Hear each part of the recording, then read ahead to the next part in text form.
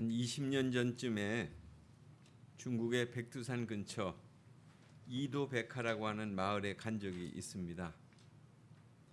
전형적인 중국의 농촌 마을이었습니다. 뜨문뜨문 이렇게 농가가 있고 그렇게 살고 있는 조선족 마을이었는데요. 그곳은 연변 과기대 김준봉 교수가 북방민족, 북쪽에 살고 있는 그 민가들을 연구하기 위해서 다니다가 그 한 집에 머물게 되면서 복음을 전한 집이었습니다. 그러다가 제가 방문하면서 이 집의 주인인 당시 한 60대 가량의 할머니에게 세례를 베풀게 됐습니다. 저녁 시간 동안 예수님에 대한 이야기를 전해주고 그리고 새벽에 일어나서 세례를 베풀고 떠났습니다. 당시 그 할머니 성도는 그날 저녁에 제 아내에게 예수님에 대한 이야기를 많이 듣고 나누었습니다. 또 저는 새벽에 그분의 그 믿음을 확인하고 그리고 질문을 드리고 그리고 자신의 고백을 듣고 그리고 세례가 그날 새벽에 있었던 거죠. 세례를 받는 그 시간 새벽 3시 정도 됐습니다. 왜 그렇게 했느냐면 그 당시에 그 마을 안에도 공산당 당원들이 있기 때문에 만약 외부인이 와서 그렇게 하게 되면 굉장한 그런 문제를 일으킨다는 거예요. 그래서 이제 새벽 3시에 일어난 거예요. 아주 단정하게 머리를 묶으시고 그리고 무릎을 꿇고 이렇게 앉아 계셨습니다. 그 모습은 진정으로 예수님을 알고자 하는 그런 아주 간절한 모습 그대로였습니다. 우리가 예식에 따라서 예배를 드리지는 못했지만 같이 있는 사람들과 함께 말씀과 기도를 함께하는 그런 시간을 가졌죠. 참 그 시간을 어저께 설교를 준비하는 가운데 딱 그 사건이 떠오른 거예요. 예배라고 하는 것은 정말 하나님을 사랑하는 마음으로 이루어지는 것이구나. 그런 것을 다시 한번 이렇게 상기하게 되는 그런 시간이었습니다. 오늘 본문에 아브라함은 하나님의 갑작스러운 그런 요청을 받았지 않습니까? 내 아들을 제물로 번제로 드리라. 사실 자신의 노후에 얻은 아들입니다. 그 이삭을 번제로 바치라는 주문을 받았어요. 번제라고 하면 그 당시에 구약시대 때 이렇게 내려오던 그 동물을 잡아가지고 각을 다 떠가지고 그리고 그것을 그 제단 위에 놓고 태우는 거예요. 완전히 태우는 겁니다. 제가 되도록 태우는 것이었습니다. 그런 주문을 지금 하나님께 아브라함이 받은 거죠. 사실 어렵게 얻은 아들 아닙니까? 또 하나뿐인 아들이지요. 그런데 그 아들을 모리아 땅으로 가서 이제 희생제물로 바치라는 것이었습니다. 그러니까 아브라함이 하나님으로부터 예배에 대한 요청을 받은 거잖아요. 번제로 드려라. 예배를 요청받은 거죠. 우리의 삶에서 하나님은 이처럼 우리에게 예배하기를 원하신다 하는 거죠. 아브라함이 그의 고향 갈대아 우르라고 하는 곳에서 떠났습니다. 그리고 그가 가는 곳마다 제단을 쌓았습니다. 예배를 드렸다는 거예요. 그는 하나님께 예배하는 것을 계속 해왔어요. 그러다가 사라의 여종이었던 그 하갈을 통해서 이스마엘을 낳은 후에 그 이후의 장면들을 보면 별로 예배하는 장면들이 별로 없어요. 하여튼 그 집안에 갈등들이 많이 있었습니다.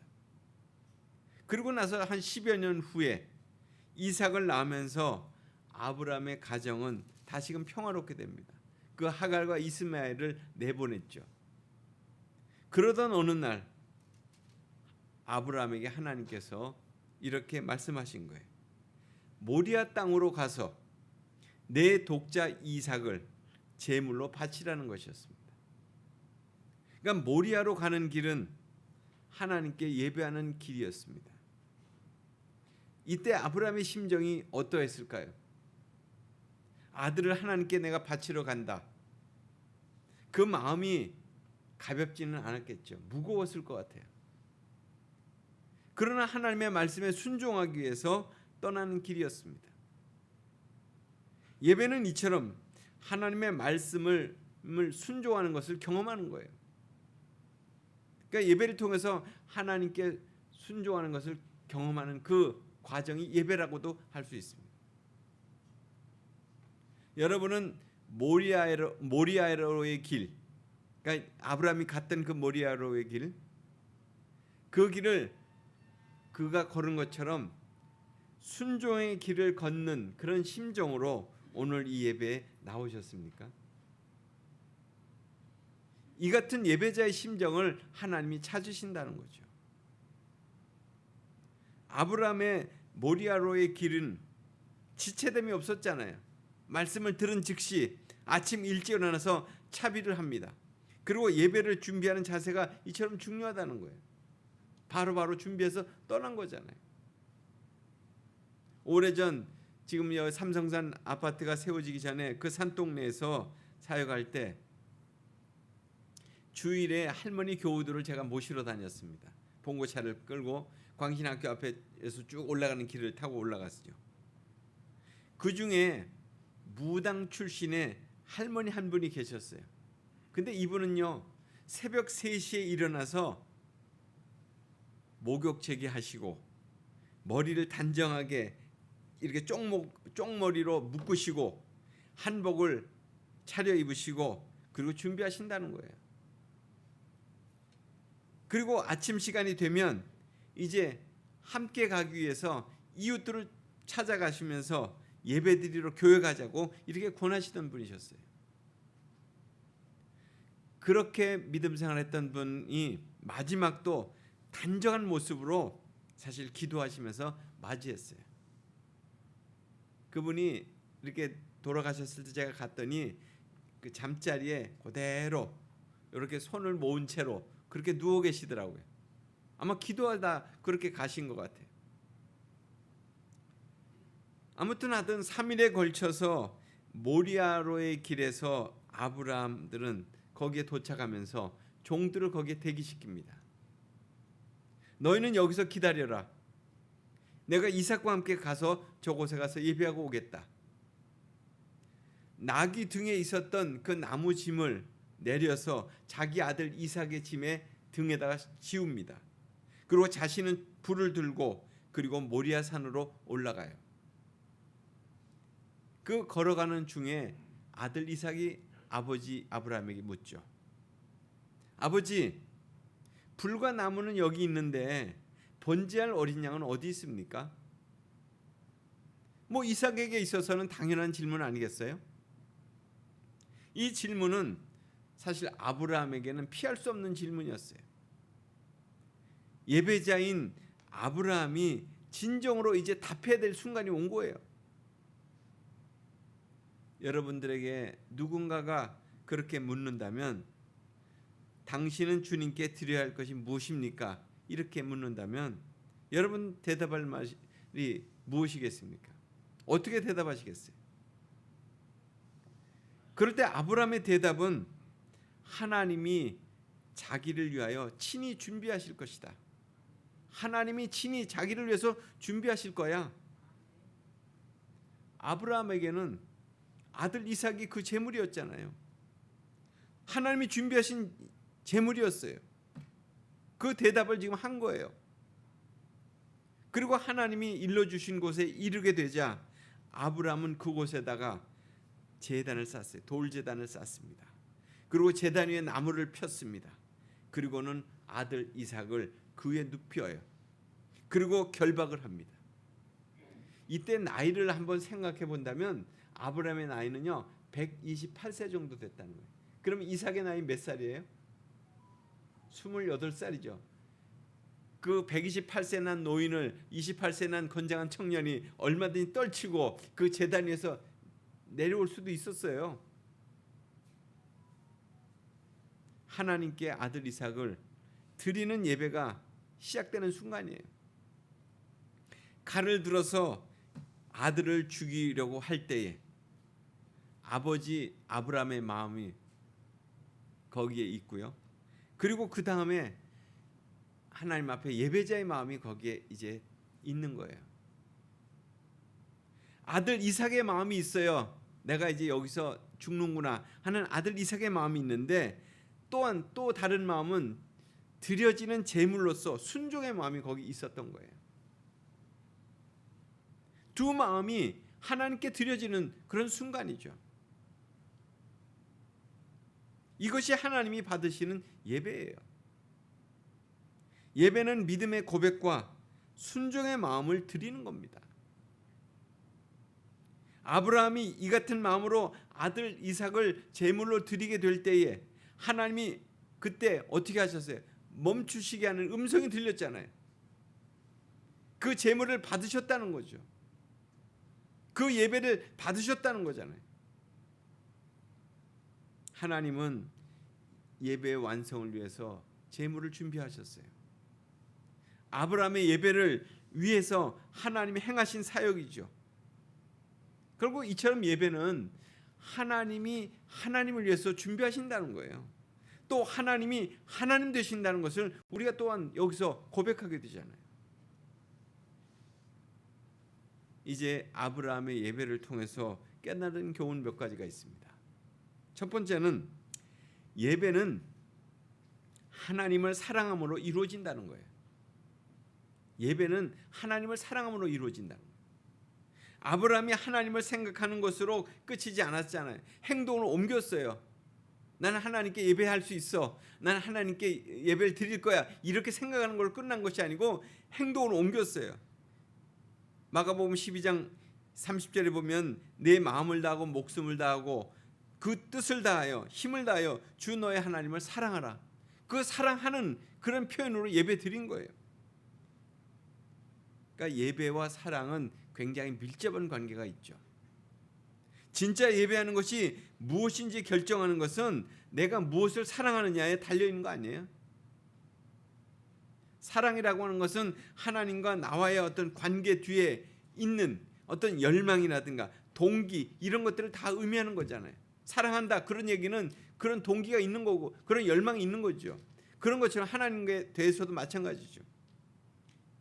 사랑은 그냥 단순히 계명을 지키고 성경 구절을 암송하고 그냥 교회 모임에 참석하는 것 이것만이 아니라 정말 예수님을 갈망하고 기뻐하고 존귀히 여기는 것, 이것이 사랑하는 거예요. 근본적인 것은 이것이 예배라는 거예요.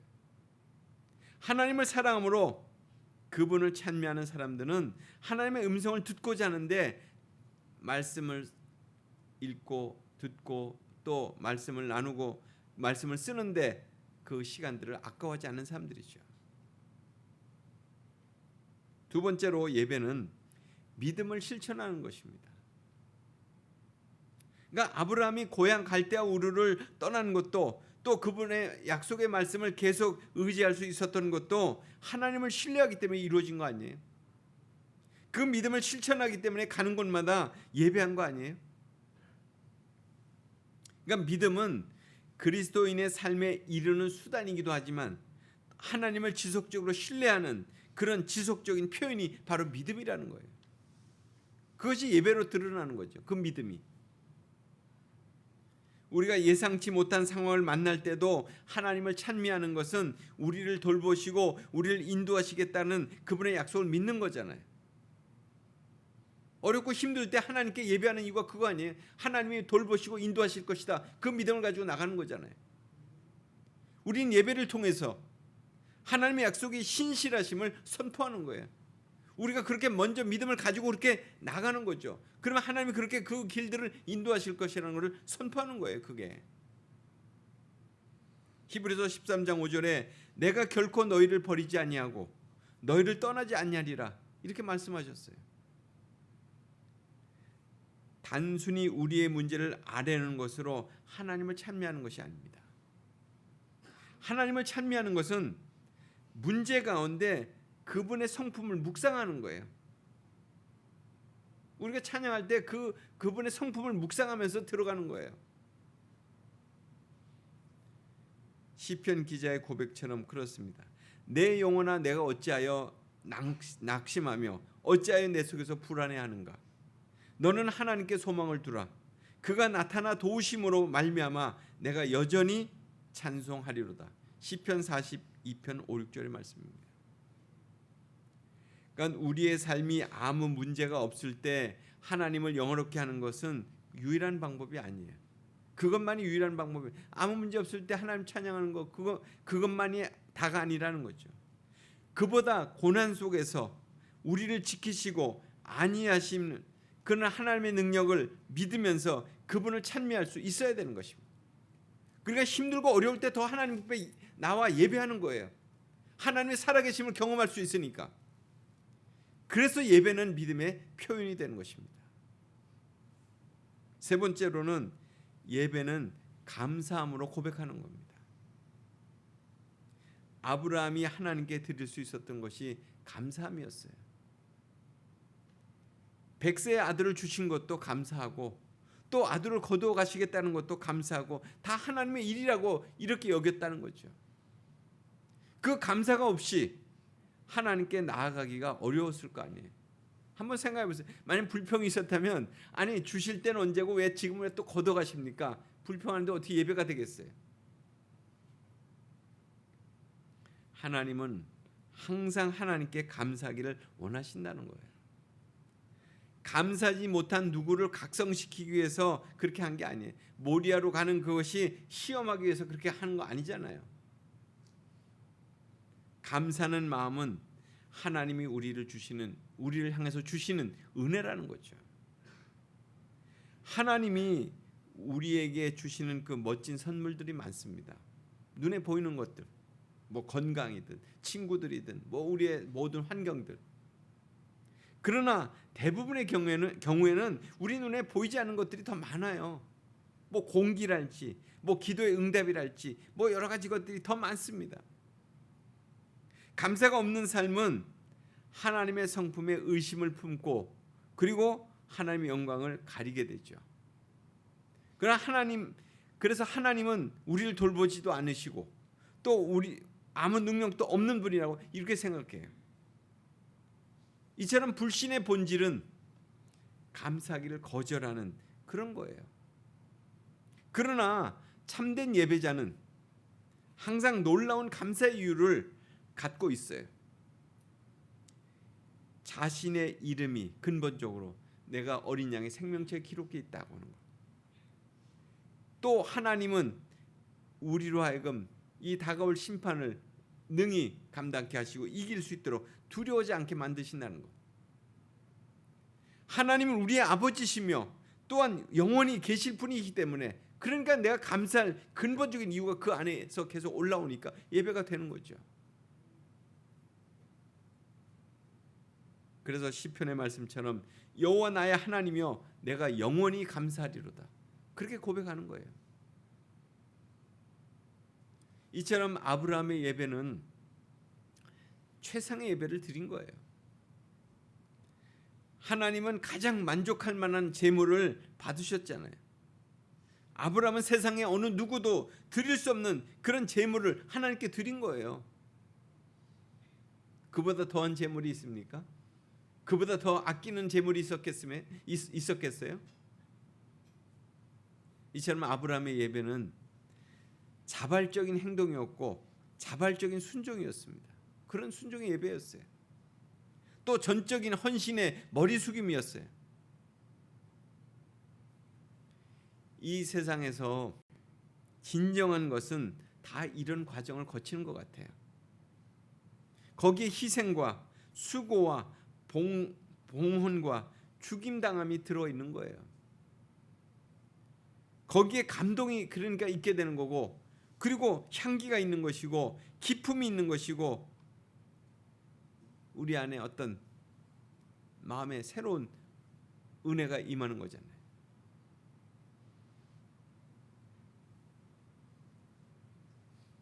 좋은 작품 만들어지는 것은 따뜻한 아랫목에서 이루어지는 게 아니잖아요. 그렇게 만들어지는 거 아니에요. 어떤 미술가가요. 그 사람은 이렇게 오래되지 않은 미술가였어요. 그런데 그가 작품을 만들어 놓고 팔으려고 하는데 잘 안 팔리는 거예요. 그래서 미술의 대가를 찾아간 거예요. 찾아가서 어떻게 하면 선생님처럼 좋은 작품을 만들고 잘 팔릴 수 있겠습니까? 이렇게 물었어요. 그랬더니 그 사람이 하는 말이 당신은 당신의 작품을 만드는데 얼마나 걸립니까? 그랬더니 저는 한 3, 4일 걸리는데요. 팔리는 데는 얼마나 걸립니까? 팔리는 데는 한 3, 4년이 걸립니다. 이렇게 얘기하는 거예요. 그러자 그 대가가 그렇게 얘기하는 거예요. 작품을 만드는데 3, 4년을 걸려서 만들게 되면 아마 그 작품은 3, 4일 내로 팔리게 될 겁니다. 이 세상에서 가장 좋은 향수가 어디서 나오느냐면 저 유럽 가까이 발칸 산맥에서 있는 한밤중에 12시에서 2시 사이에 피는 장미꽃에서부터 가장 유명한 향수가 나온다는 거예요. 이 세상에서 가장 향기로운 향료, 여러분 고래가 기름을 갖고 있는데 보통 어느 정도 갖고 있는 줄 아세요? 고래가 한 10,000톤 정도의 기름을 갖고 있다는 거예요. 엄청나게 많은 기름. 그런데 그 중에 향유교로가 있어요. 향유, 기름, 냄새나는 기름이 있는 그 향료, 그것은 병든 고래의 몸에서 얻어진다는 얘기를 하고 있더라고요. 또 가장 한약재 중에 비싼 약재가 우황이라고 있습니다. 우황은 소에서 나오는 건데, 그런데 병든 소에서 그 우황이 나올 때 가장 귀하다는 거예요. 이처럼 향기로운 예배는 그냥 편안하게 쉽게 간편하게 그렇게 졸면서 드려지는 예배가 아니다. 그런 얘기를 드리고 싶은 거예요. 아브라함의 예배는 아들과 함께 자발적인 행동과 고민을 하면서 그리고 마침내 결단하고 순종하면서 그러면서 이루어진 예배예요. 그 모리아 산 위에서 이삭을 드린 그 사건은요 연대기로 따지면 BC 1873년 정도에 있었던 사건이라는 거예요. 예수님이 오시기 1873년 전에 있었던 사건이고요. 그로부터 2000년 가까이 된 세월에 거기서 다시 예수님이 그 갈보리 언덕에서 그 모리아 산이에요. 그 언덕에서 다시 예수님이 십자가에 달리신 거예요. 오늘 우리는 그곳 모리아 산에서 아들 이삭을 바쳤던 그곳, 그리고 예수님이 우리의 구속을 위해서 십자가를 지셨던 그곳을 우리가 기억하면서 대속의 은혜를 경험하는 거잖아요. 예수님이 오신 지 2000년이 지난 우리는 결국 두 가지 사건을 생각해 보게 됩니다. 예수님의 고난을 깊이 들여다보면 결국 이 같은 신비함이 그 안에 있다는 거예요. 그 예배의 자리 거기에 그곳에서 놀라운 축복의 사건이 있었던 거잖아요. 우리를 구원한 그 사건이 있었던 거예요. 오늘 우리의 예배가 아브라함이 드렸던 그런 진정한 향기로운 예배가 되었기에 그 예배의 역사가, 예배의 그 은혜가 오늘 우리에게까지 흘러온 거죠.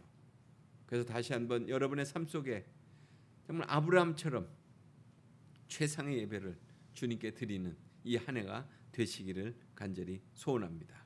같이 기도하겠습니다. 고마우신 하나님, 이 시간 저희가 두 번째 주일을 맞이하면서 번제로 그 아들을 하나님께 드렸던 아브라함의 예배를 묵상해 봤습니다. 오늘 우리의 예배도 정말 최상의 제물로 주님 앞에 예배하는 자 되게 해 주옵소서. 참 모리아로의 그 길을 고민하고 그렇게 걸어갔던, 그렇지만 순종하며 걸어갔던 아브라함처럼 우리도 매번 예배를 드릴 때마다 그 아브라함이 지녔던 그 순종의 믿음을 갖게 하시고, 그리고 진정으로 하나님을 사랑하는 그 믿음 가운데 하나님 앞에 참된 예배자로 서게 해 주옵소서. 모든 것을 주님께 의탁하옵고 예수 그리스도 이름으로 기도드리옵나이다. 아멘.